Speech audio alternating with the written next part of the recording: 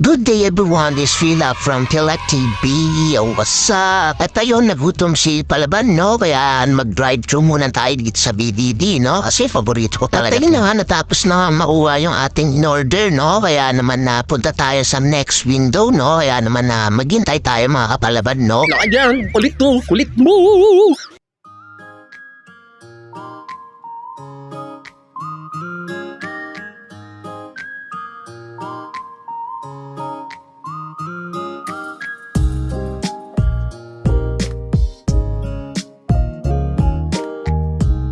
At ayan na nga, nakuha natin ang in-order natin, no? Napalaban kasi sa gutom. Kadagaling lang po natin sa Clark International Airport. Kaya naman nagpasya ako nga bumili muna dito sa BTT, no? Laka dyan, o ano na, ang gagawin mo, paano yan, Tagilid ka dyan, part. Lakad yan!